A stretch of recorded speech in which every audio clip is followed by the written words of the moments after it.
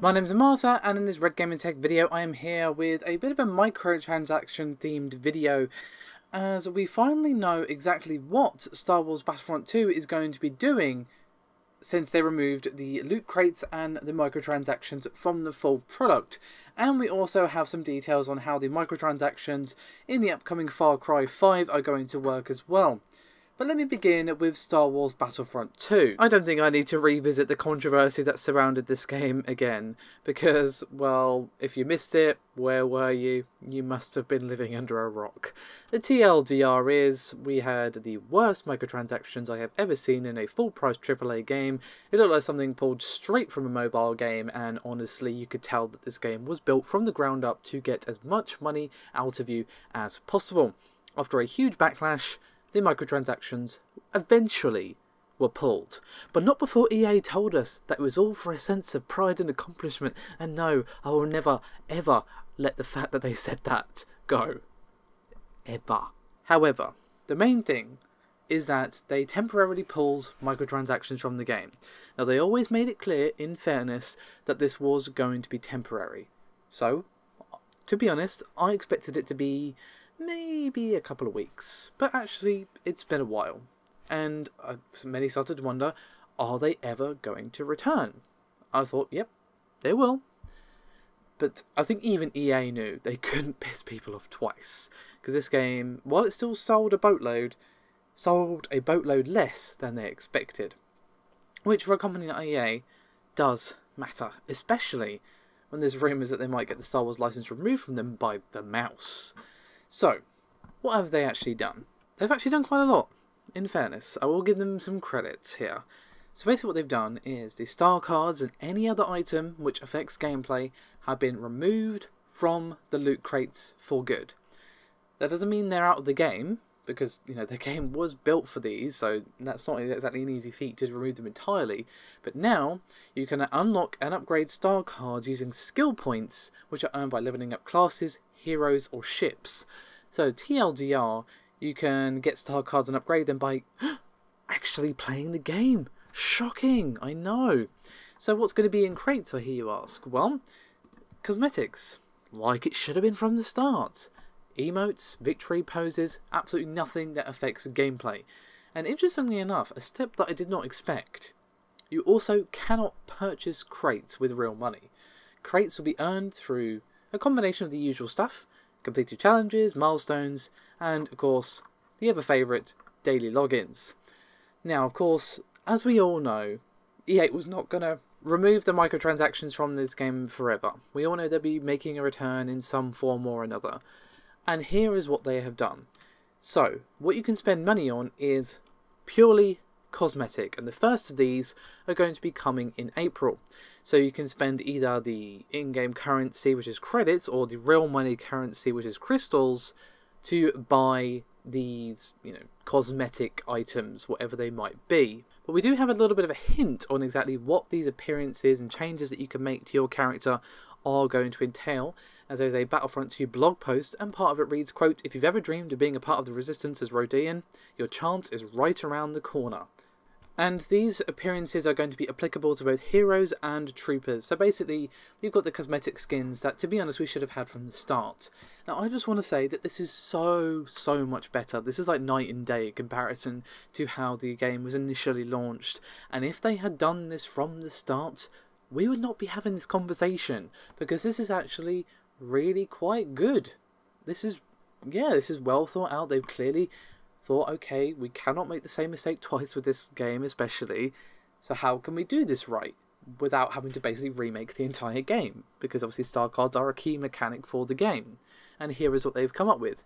But the issue is, I think, for most people, the damage has already been done, and I can't really blame people for feeling that way, because this was just a huge mess. I mean, mess does not even seem like it's a valid word anymore for this, because it doesn't seem strong enough, to be real with you. And while this is an improvement, and I'm not going to lambast EA for doing this, and DICE of course, I think this is so much better, and I'm glad that they found a way to do this game without being scummy.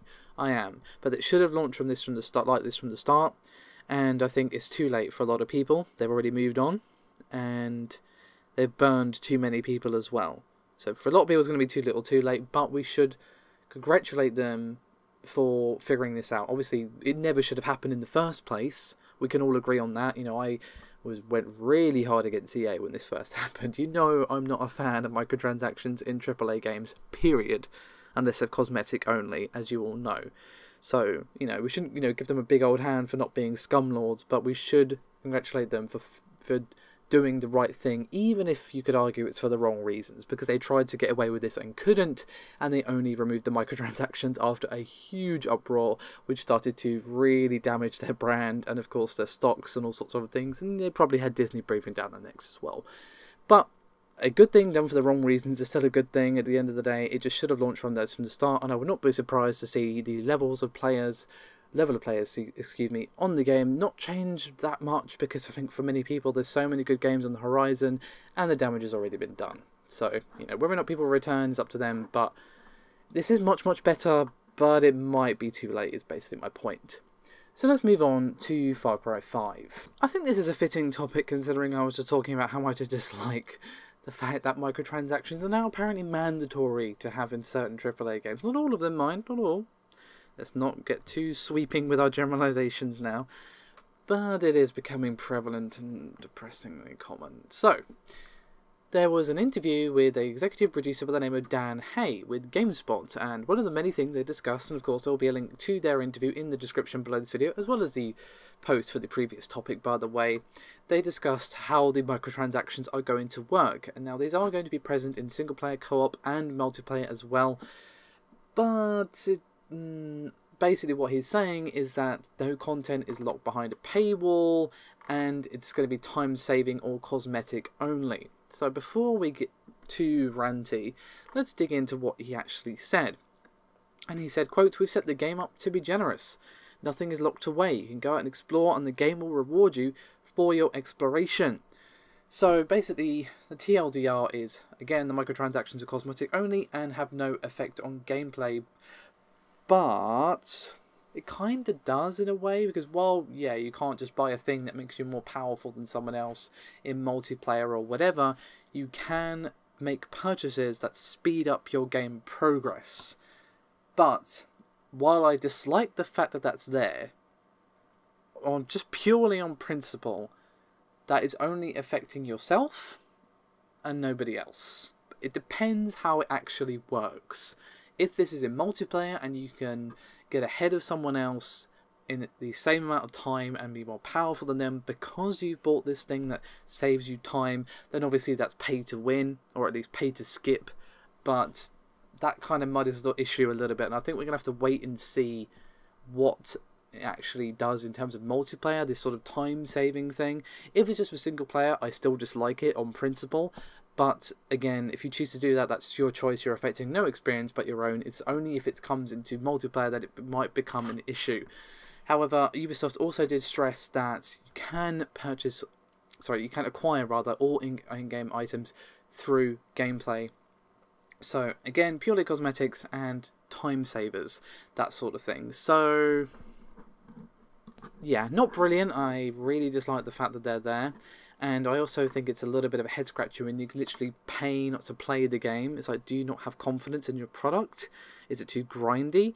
And I would also raise a concern that, okay, perhaps they have made this game grindy to play in terms of the level ups or the weapons or other issues that you might run into through gameplay, and you might be tempted to cough up to skip the grind because the game is too heavy on it.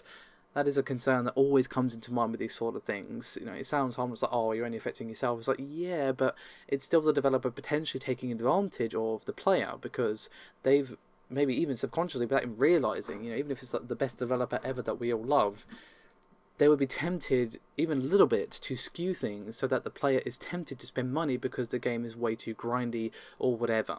So I have concerns, but I think before I get at the pitchforks too much, I'm going to wait and see what happens when the game comes out, see how much of an effect they actually have, see what happens or versus a player using them versus not using them, all that sort of thing. I think all of that needs to be looked at to see how bad this actually is, but I am concerned that this game would be made worse by the fact that these microtransactions are there. And it does make me raise an eyebrow, as I already said. When these type of microtransactions are in place, it's like, yeah, you can pay to not play the game that you just paid $60 for. And I'm just like, buh? So, yeah. It's great they don't affect gameplay, technically, but still there are concerns. Anyway, that's me done for this video. Thank you very much for watching. Do let me know your thoughts and opinions on everything I've discussed. You've heard me talk for over 10 minutes now, so I'd love to hear what you have to say. Thanks again for watching, guys. Bye-bye.